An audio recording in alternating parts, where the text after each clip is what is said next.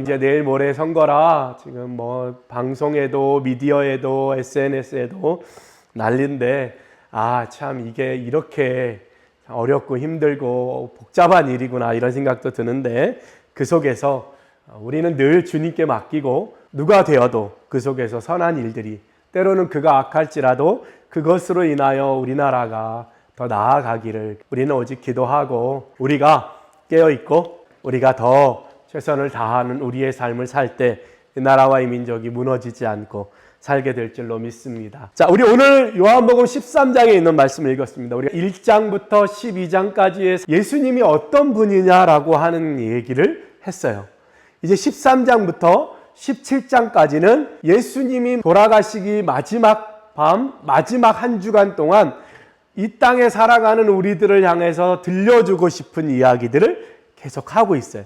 그리고 17장에는 우리를 위한 기도가, 그러니까 그 기도는 우리를 위한 바람이 기록되어 있어요. 그리고 18장에는 예수님이 붙잡히시고 가룟 유다에 의해서, 그 다음에 19장에는 예수님이 십자가에 달리시고, 20장에는 예수님이 부활하시고, 마지막 21장에는 부활하셔서 베드로와 제자들을 만나시고 그 마지막 당부하시는 장면이 나오죠. 그래서 오늘 13장부터는 이제 예수님의 마지막 일주일 동안 예수님이 하시고 싶은 이야기들이 기록되어 있어요. 근데 참 신기한 게 있습니다. 그게 뭐냐면, 이 요한복음의 마지막 일주일, 다른 똑같은 사건을 기록한 마태, 마가, 누가는 그 일주일 안에 뭐였냐면 그 성만찬, 떡과 포도주를 나누는 장면이 기록되어 있어요. 그래서 떡을 주고 이건 내 몸이다, 이건 내 피다, 이런 장면. 근데 요한복음에는 떡과 피에 대한 이야기가 없어요. 예수님이 발시키시는 장면은 있는데, 그리고 포도나무다, 길이요 진리요 생명이다, 이런 이야기는 있는데 떡과 포도주에 대한 이야기는 없어요. 오히려 그거는 6장의 오병이어 사건, 떡 5개와 물고기 2마리로 5,000명을 먹일 때, 그때 6장 54절에 내 살을 먹고 내 피를 마시는 자는 영생을 가졌고, 이렇게 이야기를 하시죠. 오히려 6장에 기록을 미리 해놨어요.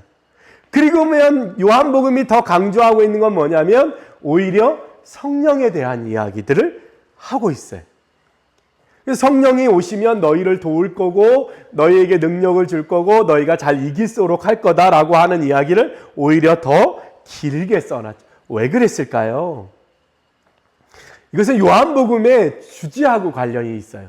이 요한복음은 앞부분에는 12장까지는 예수님은 누구냐라고 하는 이야기. 그래서 예수님은 누구냐? 그것을 밝히기 위해서 어떤 사건을 예를 들죠. 사마리아 여인, 가나 혼인잔치, 오병이어 사건, 38년 된 병자, 날 때부터 앞을 못 보던 이들에 대한 이야기들을 쭉 하고 있어요. 그것을 통해서 그 다음에 무슨 얘기를 하냐면 예수가 누구냐라는 거예요. 예수님은 어떤 분이냐라고 하는 이야기를 하고 싶은 거예요. 그래서 요한복음이 하고 싶은 얘기가 두 가지인데, 첫 번째 뭐냐면 예수는 누구냐? 예수는 하나님의 이 땅에 오신 분이다. 하나님을 눈으로 볼 수 있게 오신 분이 예수님이다. 예수님은 하나님과 같은 분이시다. 이런 이야기들을 하죠. 그 다음에 두 번째 주제가 있는데 그게 뭐냐면 누가 하나님의 자녀냐는 거예요. 하나님의 자녀가 되는 조건이 뭐고 하나님의 자녀로 산다는 건 뭐냐는 거예요. 그러니까 우리 예수 믿는 사람들이 예수님이 누굴까 궁금하면 1장부터 12장까지 읽으면 되고요. 예수를 믿고 산다는 게 뭐냐? 어떻게 살아야 되냐라고 하는 게 궁금하면 오늘 집에 가서 13장부터 17장까지 읽어보면 돼요. 그 속에 예수 믿는 사람은 이렇게 살아야 되는구나. 영접하는 자 곧 그를 믿는 자는 하나님의 자녀가 되는 권세를 주셨으니 그 얘기. 그러니까 오늘 13장부터 17장에 떡과 포도주가 없는 이야기 뭐냐? 오히려 성령이 더 강조된 이유는 뭐냐면 예수 믿는 우리가 어떻게 살까? 우리 힘으로 살 수 없으니 성령께서 오셔야 된다. 그 얘기를 하는 거예요. 그 얘기. 그래서 성령 이야기가 더 많이 들어가 있어요. 다른 마태, 마가, 누가복음보다 훨씬 더 많이 들어가 있죠. 오늘 13장에 있는 내용을 보면 1절에 자기 사람들을 사랑하시되 끝까지 사랑하신다. 이게 예수님이시죠. 자기 사람들을 사랑하시는데 끝까지 사랑하시고, 왜 이 얘기를 하냐면 이제 곧 예수님이 십자가에 달리시고 부활하시고 승천하실 때가, 제자들하고 헤어질 때가 가까이 왔다는 거죠. 그리고 그 얘기를 하시면서 그 다음에 바로 마귀가 가룟 유다에게 예수를 팔 마음을 넣었다, 이렇게 기록하고 있어요. 그러니까 예수를 팔 가룟 유다에 대한 이야기를 같이 시작하고 있는 거죠.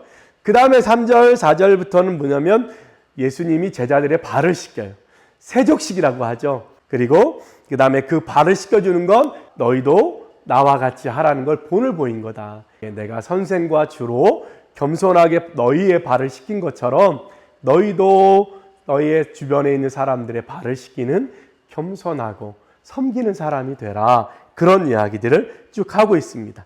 그 다음에 너희 중에 하나가 나를 팔 거다 그러면서 가룟 유다에 대한 얘기를 하죠. 밥을 먹을 때 이 시대는 이렇게 옆으로 쭉 둘러서 누워서 비스듬히 누워서 앞에 있는 것을 먹어요. 그게 식탁의 모습인데, 이렇게 누워있는 저 건너편에서 베드로가 예수님의 사랑하는 제자, 예수님 바로 옆에 있던 제자에게 눈짓을 합니다. 야, 누군지 좀 물어봐. 누가 예수님을 판대? 그 눈짓으로 베드로가 이야기합니다. 그랬더니 예수님 바로 옆에 있던 제자가 예수님께 묻습니다. 예수님을 팔 사람이 누굽니까? 그랬더니 예수님이 얘기하죠. 이 떡을 내가 적셔서 주는 그 사람이 나를 팔 사람이다, 이렇게 얘기해요. 그렇게 하시고 정말로 빵을 뜯어서 적셔서 누구한테 주냐면 가룟 유다한테 줘요. 예수님이 팔이 달 정도면 예수님 가까이 있었다는 거죠. 그죠? 그래서 그에게 줍니다. 그런데 거기 성경에 보니까 그 조각을 만들 때 사탄이 그 속에 들어갔다, 이렇게 표현하죠. 그렇게 하고 예수님 얘기합니다. 이제 내가 하는 일을 빨리 해라, 이렇게 얘기하죠. 그 얘기를 듣고 가룟 유다가 이제 그 식탁 자리를 떠나서 밖으로 나갑니다. 어디로 가냐면 대제사장한테 가서 예수가 어디 있는지를 가르쳐 줄 테니 은 30을 달라, 이렇게 얘기하죠.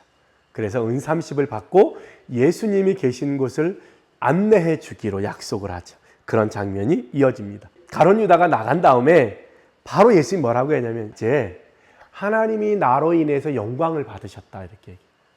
무슨 얘기예요? 가룟 유다가 예수님을 팔려고 나갔다는 건 무슨 얘기예요? 이제 예수님이 죽으려고 하신다라고 하는 얘기. 그러니까 예수님이 이제 죽음을 시작할 때부터 이미 하나님께 영광을 돌린 거다, 이렇게 얘기하죠. 멋지죠? 우리도 그런 거예요.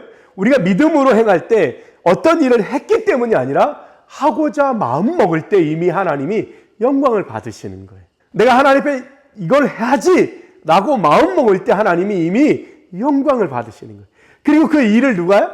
그 영광을 받으신 하나님이 일을 이루시는 거예요. 왜요? 그 영광이 영광되게 하기 위해서.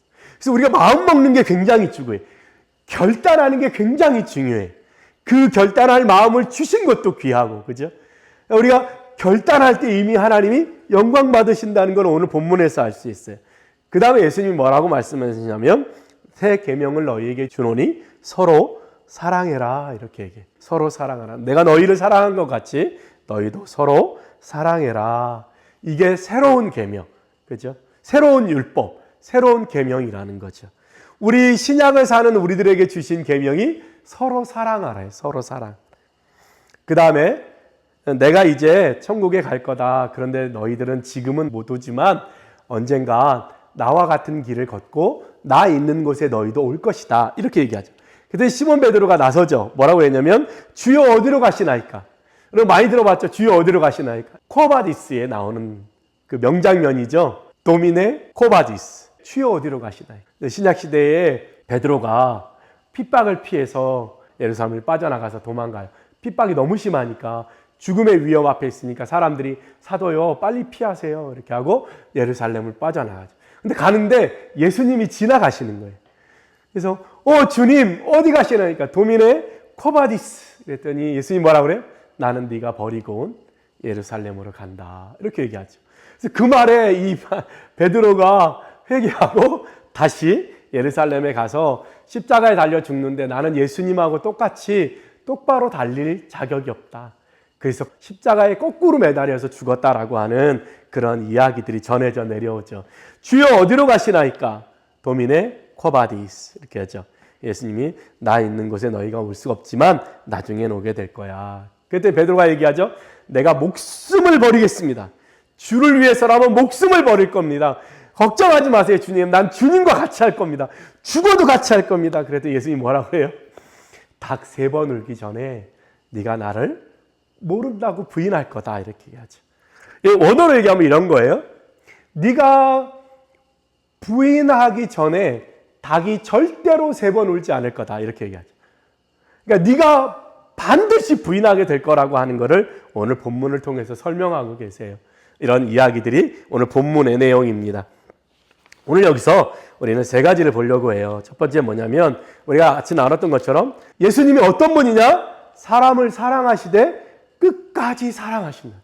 오늘 13장에서 얘기하고 싶은 거예요.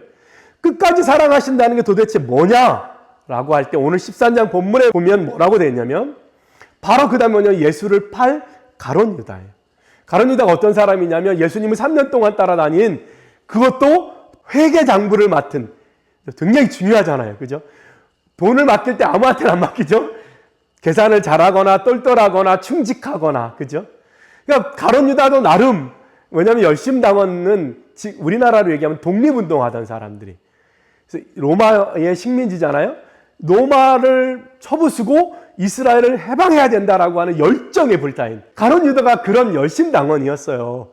근데 그에게 맡겼는데 그가 예수를 판다는 거예요. 본문에 보니까 예수님이 그가 팔 줄을 원래 알고 계셨어요. 3년 동안 같이 다녔는데 가룟 유다가 예수님을 팔 줄 알았어요. 보세요. 예수님이 사람을 사랑하시되 끝까지 사랑하신다. 그게 뭐예요? 자기를 팔아버릴 사람인 줄 알지만 끝까지 사랑하신다. 끝까지 기회를 주시는 거예요. 발도 씻기시고요. 나를 팔려고 나가는 걸 알아요. 나가는 걸 아는데 그의 눈빛이 사단이 그 속에 들어간 걸 알아요. 그런데도 뭐예요? 끝까지 회개하기를 기다리시고 끝까지 참아주시고 끝까지 돌아오기를 기대하시는 거예요. 가룟 유다는 예수님을 팔았고 베드로는 저주하여 나는 절대 예수를 몰라라고 했는데 베드로는 돌아왔어요. 그죠? 근데 가룟 유다는 목에 달아 죽었다 이렇게 성경에 기록되어 있죠. 안타까운 일이. 자기를 팔 사람, 자기를 죽음으로 몰아넣을 사람이 누군지를 아는데도 끝까지 사랑하신 거예요. 그게 예수님의 사랑이라는 거죠. 그죠? 우리는 잘 안 되죠. 그죠? 우리는 몰라도 못 참겠는데, 그죠? 네. 두 번째 뭐냐면 예수님이 발을 씻겨줘요. 제자들의 발을. 제자들의 발을 씻긴다는 건 뭐냐면 옛날에는 우리 이스라엘 시대에는 샌달을 신고 다니니까 끈으로 만든 신이죠. 맨발에 샌달이니까 먼지가 많아요. 그래서 어느 부잣집에 들어가면 부잣집 입구에 항아리에 물이 담겨 있고 가나혼인 잔치의 물 항아리가 그거예요. 거기서 물을 퍼서 하인들이 발을 씻기죠. 그건 뭐냐면 하인들의 몫이에요.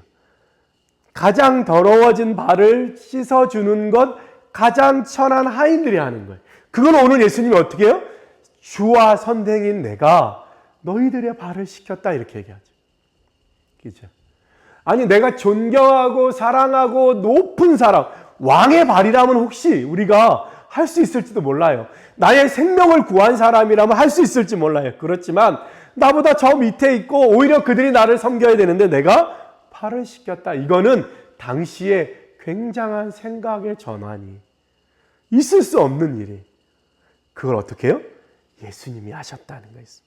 근데 왜 하셨냐면 누가복음 22장 24절에 보면 이 성만찬 하기 전에 제자들이 누가 더 크냐라고 하는 다툼이 일었다 이렇게 써 있어요. 제자들끼리. 왜냐하면 예수님이 이제 영광을 받으셨다고 하니까 뭐요? 왕이 될 거라고 생각한 거예요. 그래서 과연 누가 예수님 옆에 좌의정과 우의정을 할 것이냐, 누가 높은 자리를 차지할 것이냐라고 하는 것 때문에 어떻게 해요? 싸움이 있다는 거예요. 그때 예수님이 어떻게 해요? 수건을 두르시고 제자들의 발을 씻기시는 거죠. 그런 예수님이 사랑하시되 어떻게 해요? 제자들의 발을. 그거는 정말 어마어마한 사랑이 있지 않으면 불가능한 일이. 사랑이 있지 않으면 그 제자들의 발을 씻길 수가 없다. 그렇게 사랑하신다는. 세 번째 뭐냐면 제자들이 너무 몰라도 너무 몰라요. 베드로는 항상 몰라요. 그죠? 베드로 빌립보 가이사라에서 이렇게 얘기합니다. 너희는 나를 누구라 하느냐? 베드로가 간만에 멋진 말을 하는데 주는 그리스도시요 살아계신 하나님의 아들이냐. 우와, 너는 정말 내가 이 반석 위에 교회를 세울 거다 칭찬하죠. 근데 그 다음 장면에 내가 죽을 거다라고 할 때 베드로가 뭐라고 그래요? 주여 안 됩니다. 주님 그럴 수 없습니다. 그래서 뭐라고 그래요? 예수님이 사탄아 물러가라 그러죠. 베드로는 잘 못 맞춰요. 항상. 오늘 여기 본문에도 뭐예요? 발을 씻겼는데 그래 발을 씻기는 게 필요하다 그랬더니 주님 그럼 손하고 내 머리하고 발을 씻겨. 아니 지금 그게 중요한 게 아니고 예수님이 의미하는 바가 있는데 전혀 몰라요. 가룟 유다가 지금 예수님 팔려고 마음 먹었는데 제자들은 뭐라 그래요? 가룟 유다가 돈을 맡았으니까 뭘 사러 보내나 보다. 아니면 가난한 사람에게 나눠주라고 보내나 보다. 그렇게 잘 몰라요. 무지해요. 뭐가 뭔지 잘 모르는 제자들은 어떻게 해요? 끝까지 사랑하시고. 하물며 십자가 달릴 때 다 도망가잖아요. 그럼에도 불구하고 끝까지 사랑하시고. 그리고 오늘 본문의 13장 끝에 뭐예요? 베드로가 예수님을 3번 부인하죠. 저주하여 부인했다. 누가 물어봤어요? 마당에 불 쬐고 있는 그 하녀가 물어보죠. 야, 너 갈릴리 예수라고 하는 사람하고 같이 다녔잖아. 이러니까 베드로가 어떻게 해요? 놀래가지고. 왜냐하면 그 마당이 예수님이 끌려가 대제사장의 집 마당이었거든요. 자기도 예수님처럼 끌려갈까봐 죽게 될까봐 무서웠던 거죠. 그 당시에 대제사장 지하에는 감옥이 있었어요. 왜냐하면 종교재판을 한 다음에 가둬두려고. 제가 거기도 가봤는데 그 마당에서 그렇게 물어보니 얼마나 무섭겠어요. 그러니까 3번이나 강력하게 부인하죠. 부인한 다음에 닭이 울어요. 그래서 베드로가 그 집을 나와서 엉엉 울었다 이런 장면이 나오죠. 그죠? 예수님은 베드로가 부인할 줄도 알았어요. 그럼에도 불구하고 사랑하셨다 그렇게 나와요. 예수님은 자기 사람들을 사랑하시되 끝까지 사랑. 그런 거 보면 여러분들도 하나님이 끝까지 사랑하시죠. 여러분이 어떠할지라도 어떤 마음일지라도 여러분이 그냥 여러분의 생명을 버리지 않는 이상 여러분을 사랑하시는 분이다라는 걸 기억했으면 좋겠습니다. 두 번째는 뭐냐면 가룟 유다의 배신이에요. 자기 사랑하는 사람, 자기의 제자가 자기를 팔아버리는 안타까움, 그 사랑. 만약에 가룟 유다가 회개했다면 그죠? 다시 돌아왔을지도 몰라요. 그의 역할. 요한복음에서 늘 그렇지만 어떤 행동이 예수님을 위한 예언, 준비된 모습이 있어요. 제 대사장이 예언을 하잖아요. 한 사람이 죽음으로 많은 사람이 살 거다. 그 사람은 그런 뜻으로 얘기하지 않았지만 요한복음은 그렇게 해석하죠. 그런 모습처럼 오늘 가룟 유다가 자기는 그냥 예수님을 따라다니다가 예수님께 실망한 거예요. 독립운동에서 저 사람이 왕이 돼서 로마 군대를 물리쳐줄 줄 알았는데 갑자기 죽는데요. 갑자기 자기는 죽을 거래요. 어딜 갈 거래요. 그러니까 이 사람이 따라다니다가 어떻게 해요? 실망한 거예요. 이 사람한테 희망이 없구나. 내가 이 사람한테 희망을 걸었는데 희망이 없네? 그러면 저 사람이 있을 필요가 없어. 그래서 어떻게 해요? 돈이나 받고 팔아버리자. 그렇게 된 거예요. 우리도 어떻게 해요? 아까 얘기했지만 우리가 마음 먹을 때 이미 하나님이 영광을 받으신대요. 우리가 어떤 일을 결정한 그 일이 하나님의 나라에 어떻게 작용할지 알 수 없는 거예요. 우리에게 마음은 항상 어떻게 해요? 옳은 길, 진리 위에 결단해야 되는 거예요. 결단해야 돼. 그래 내가 이걸 하리라. 그 다음에 베드로처럼 혹 넘어질 수도 있고 제자들처럼 그걸 다 이해를 못할 수도 있지만 우리는 항상 어떻게 해요? 선을 선택하고 감사를 선택하고 하나님 편에 서기로 결단하는 게 필요한 거예요. 그러면 성령이 오셔서 우리가 어떻게 할지를 가르쳐 주시는. 그러면 가룟 유다처럼 아예 그죠? 벗어나고 아예 죽음의 길에서 돌아오지 못하는 일은 없을 거예요. 마지막 3번째입니다. 새 계명을 주노니 너희는 서로 사랑하라. 너희가 서로 사랑하면 다른 모든 세상에 있는 사람들이 너희가 나의 제자인 것을 알게 될 거다. 이렇게 얘기하죠. 요한복음이 특이한 거 있어요. 마태, 마가, 누가복음에는 2가지예요. 하나님 사랑, 이웃 사랑. 하나님 사랑, 사람 사랑이에요. 첫째는 이것이니 하나님을 사랑하는 것이요. 둘째는 이것이니 내 이웃을 내 몸같이 사랑해라 이건데 요한복음에만 특이하게 서로 사랑하래요. 서로 사랑.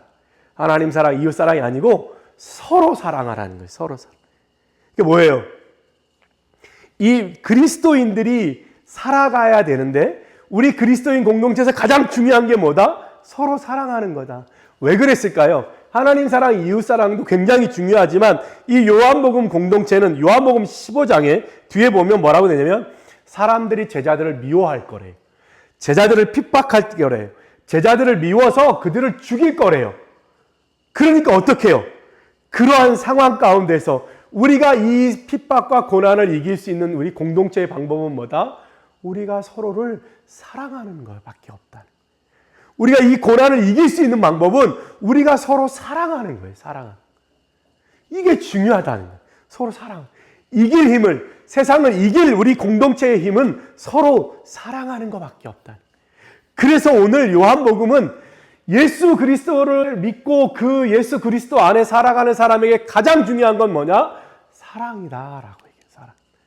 왜냐하면 그것이 핍박과 고난과 환난을 이길 수 있는 유일한 힘이기 때문이에요.